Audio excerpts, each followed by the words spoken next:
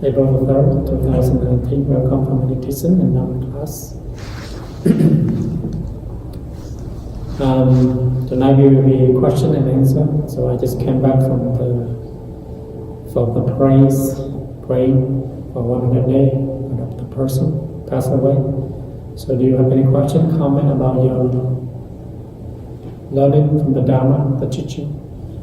Or if you have a new student, you have any question about meditation? You'd like to ask, get some ideas with the group, or anything that you'd like to share with the group to help you to solve the problem. Anybody? What else? Meditation besides breathing, you taught me. Meditation, there's many methods of meditation. But our teaching here, our practice here is first, our mind is like a monkey mind. So we need a breath and breathing. So we follow our breath and we observe our breath in and out. Because why do we use the breath as our tool to calm our mind? Because in general, life is short. Life is just like a breath. So your breath is the close to you, right? Personally, the food, the diamond, your husband, your wife, or whatever, your family is not close to you, right? But the breath is close to you. It's part of your life. So we have to depend on breathing to live. So that's why we follow the breath in and out to observe. And when we have a lot of thinking, we just go back to our breath. Because the breath is our close friend, our close mom and dad. So that's why we use the breath to breathe and to calm our mind. And what we call counting the breath, and then the next step we follow the breath. And the third step, any thought arises in your mind, you're aware of it, don't hang on it. Just the thought is come and goes. It will receive. If you see it's happy, you're happy. A thought of happy. If you saw a thought of sad, you feel sad. Because our emotion arises in our minds is always followed by emotion. And sometimes we get turbulent mind. That's why when we meditate, we see anything that arises in our mind. We are aware of it because it is impermanent. It will come and go. So that's why for us to practice to see our thought clearly. When we're able to observe our thought clearly, we're able to solve the problem well. We're able to find peace and calm during our thought. Right. So there's three methods: follow the breath, count the breath, breathing. If any thought arises in your mind, just let it go. So this is very simple. That's a good question. Yes.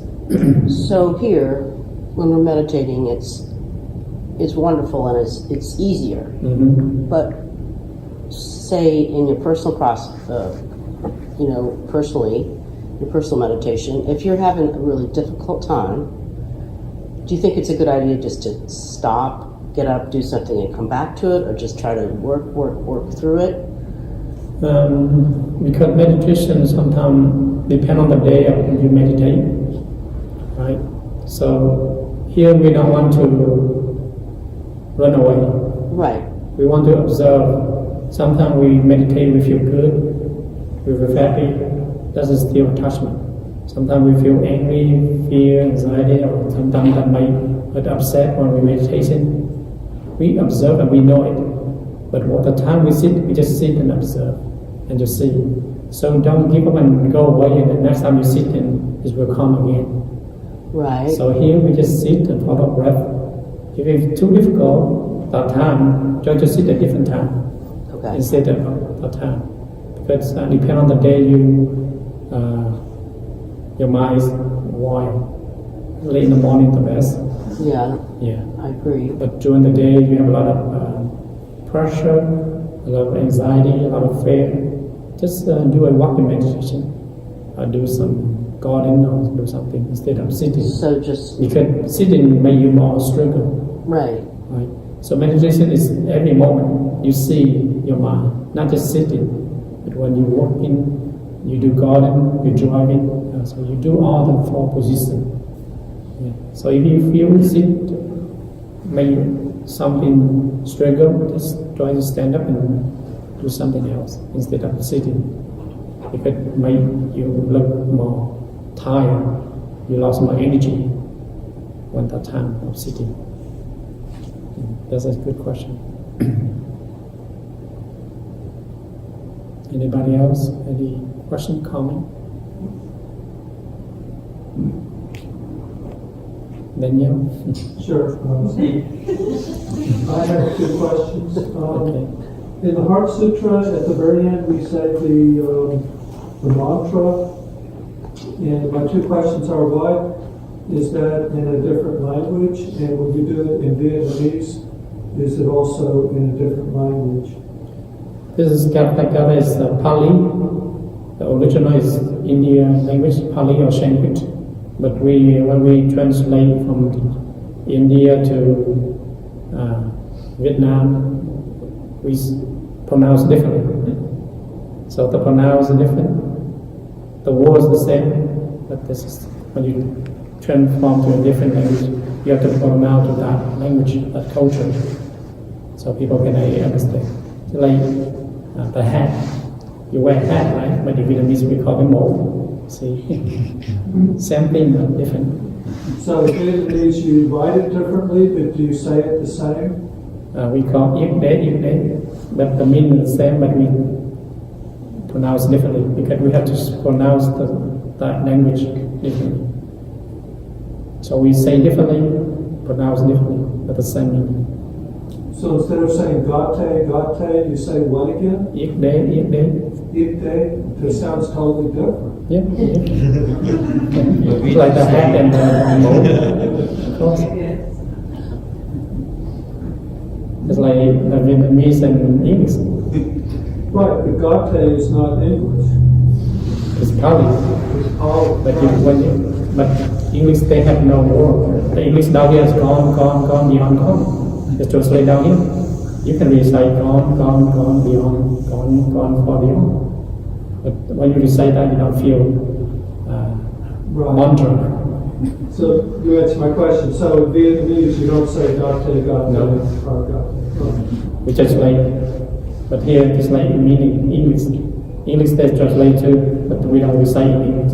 You can recite in English. It's down here. You see the English version now? I do. Okay.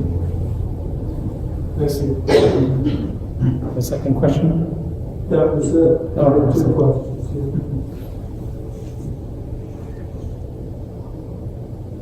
Yes. And that last paragraph, it talks, it's like it's repeating itself. So the great transcendent mantra, the great right mantra, the utmost mantra, the supreme mantra. Mm-hmm. So, I could be totally wrong, but the Heart Sutra is the compilation of, is it 600 volumes? Volume, yes. So if they're trying to make it shorter, they say the same thing different ways. Is it just to impress about how important it is? Yes, that's right. So just like when you say something that's very important, you focus on that important, you say many meaning. You just highlight. That's why the very meaning, right mantra, the outmost mantra is the supreme mantra. So in other words, they could have made it even shorter. If too short, they have no meaning. But something that you repeat 3 times is very important. Right? If you repeat 1 time, it's not important, but you mention 3 times. It's like when you teach your child, you say 1 time, they don't listen. 2 times, okay, but 3. It's like that. So this is the main thing. It's like it's like focus on the main thing. When the main thing is like 3 things, 3 times.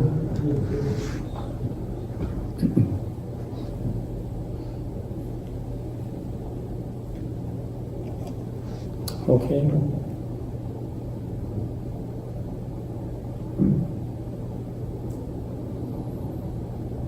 Yes. When you go to someone that's dying, what do you do? How do you help them in their last moments? Do you help them pass? I don't know if I'm saying that right. That's a good question. Mostly monks, we go to people about to die a lot. So when we met the person about to die, depend on what they practice. If they go to the church, go to the temple, whatever, we remind the teaching. Remind them this body is impermanent. This body is like is short. So if the person like to hear you are teaching, then you explain. If the person don't like you say anything, you have to be silent. So you have to depend on that person. But in your mind, you're thinking, we pray for this person. Let up this body go easily. Because when you let go of this body easily, you feel fine. But right now they're about to die, and they hang on this. It's like they're about to drop the cliff, and they try to hang on, right? That's why they hang on this body.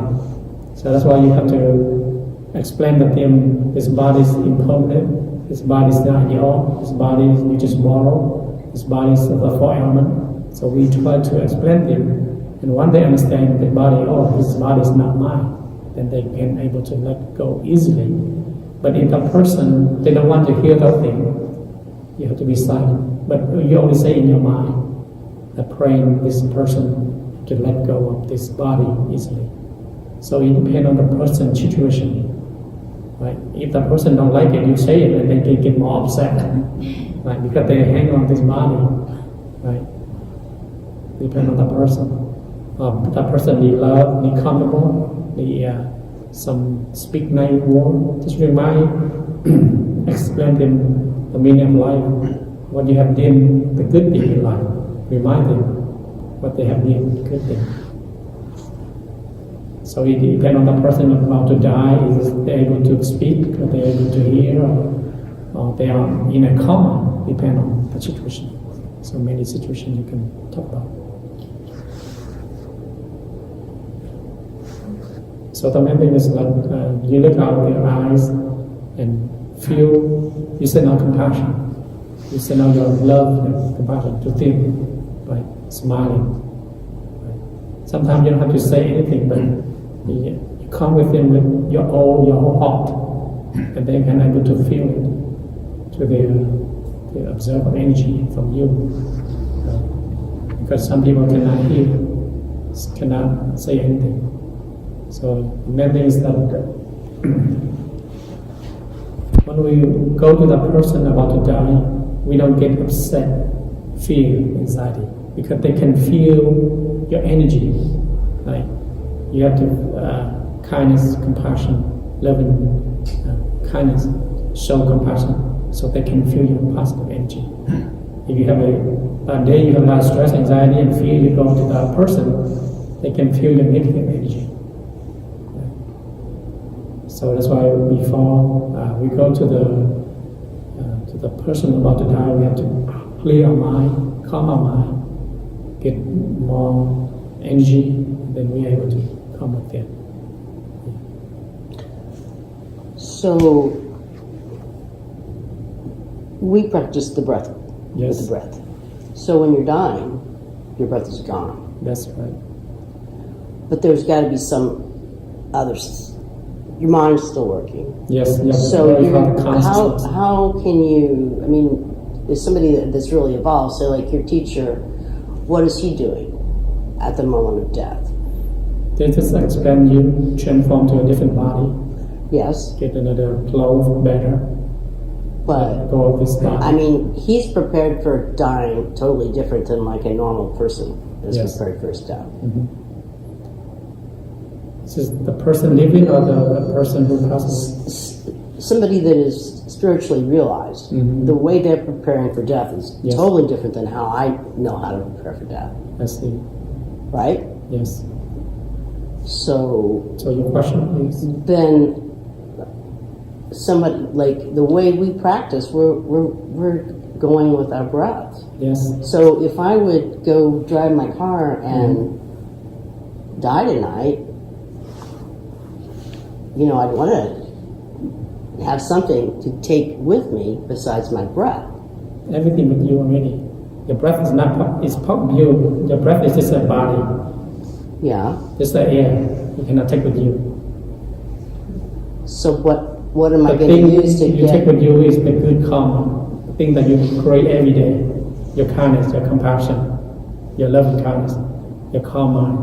That your consciousness will take with you.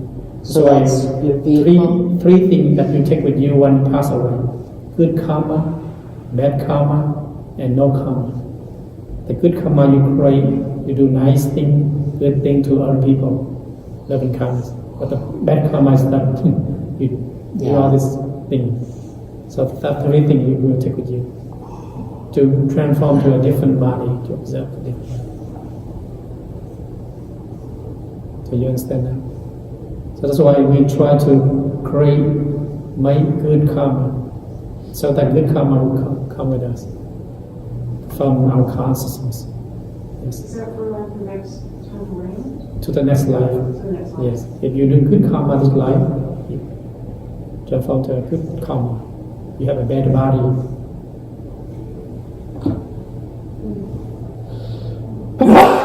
Sorry. Bless you. Allergy. Okay.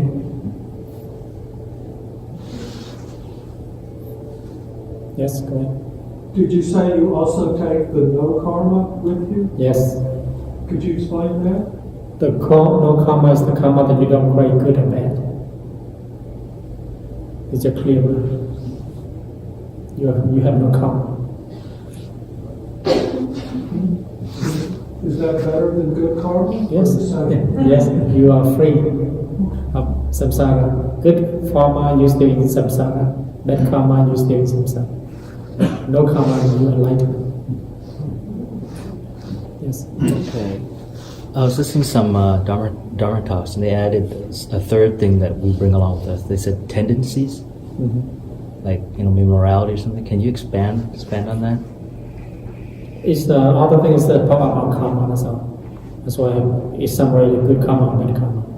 So that two things that relate to that thing. So.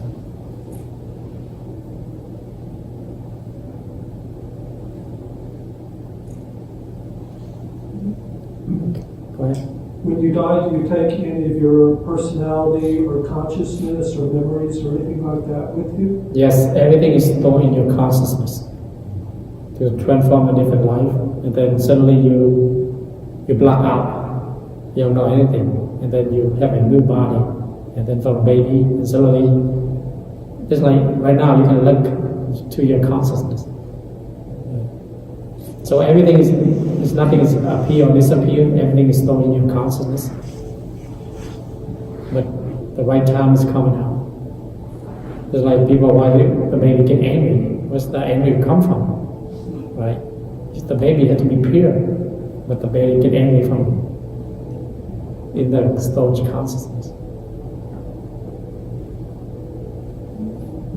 So you're saying when the baby gets angry, it's because in the previous life there's something to do with the personality or... It's the inside of their consciousness, and then that's something that trigger them arise like anger. This is the weather, the diaper, or whatever.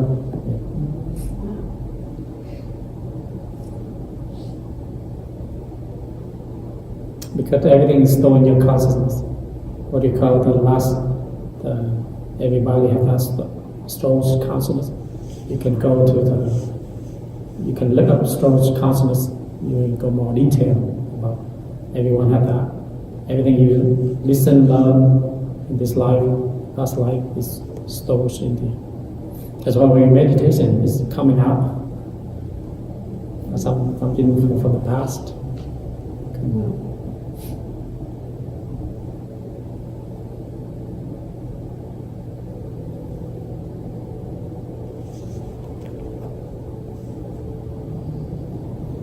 Okay. Let's go ahead. I've been watching something on Netflix. It's called The Story of God, and it's narrated by Morgan Freeman. So I was watching a little portion today about Hindus have millions of gods, and so Buddhists don't have any gods. No gods. That's a good question.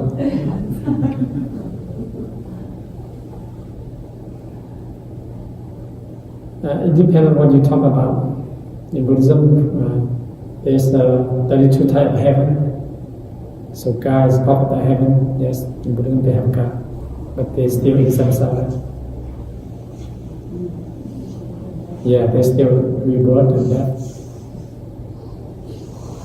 Unless you fully complete enlightenment. So that is Buddhism God. But other tradition, other religion, the gods might be different. So in general we talk about 32 type of heaven. Each heaven there's a kingdom of that God who take care of that world. So that's why we don't write the word God big, but the God is small. G-O-D, small. Because there's many.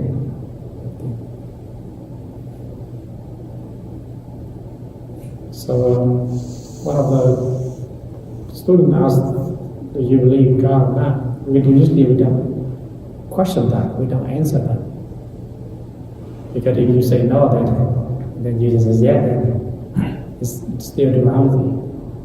That's why you have to practice to know yourself. So the question is very popular in Western society because they believe one being or something that creates everything. But in Buddhism, there's always the law of cause and effects.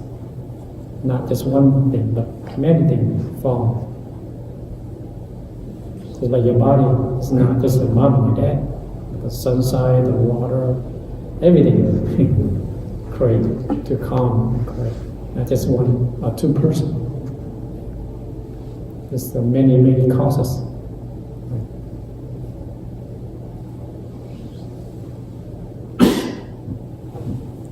Okay.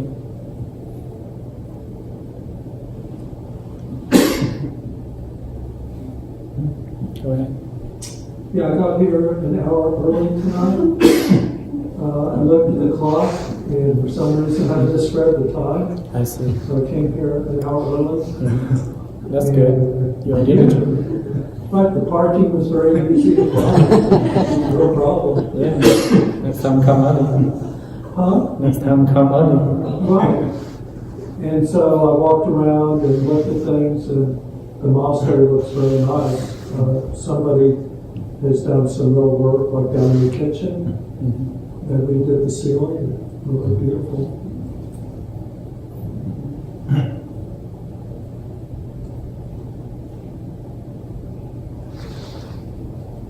Okay. Anybody else?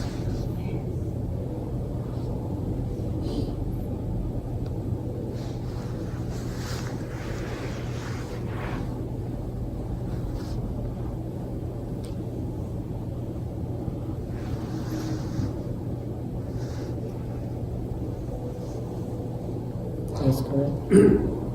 Now that we finished the discourse in 22 sections, is there going to be another sutra that we're going to read? You will know when we get there.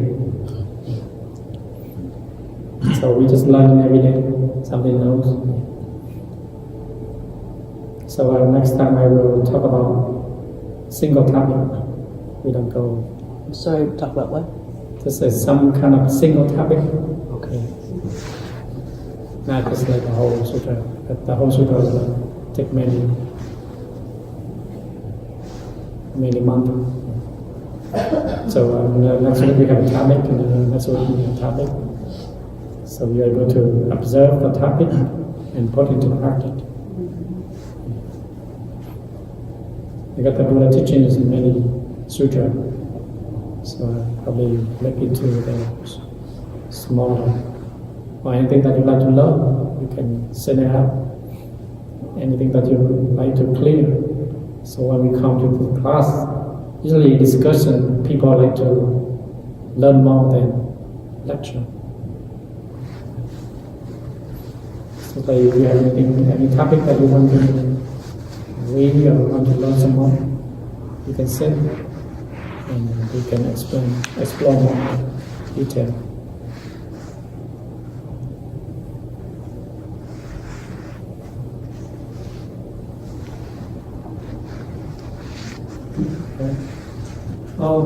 About 2 weeks ago, somebody asked a question, what's the origin of consciousness? And I think that was a very good question, and we could probably talk many hours about that, Yes. try to explain it.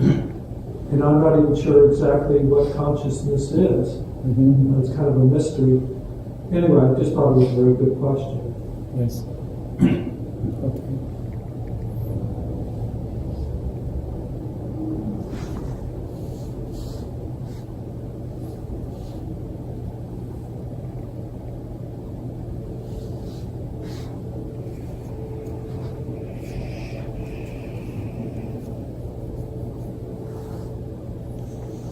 Any question? Okay, we let you go and see you next week. We will set up any house.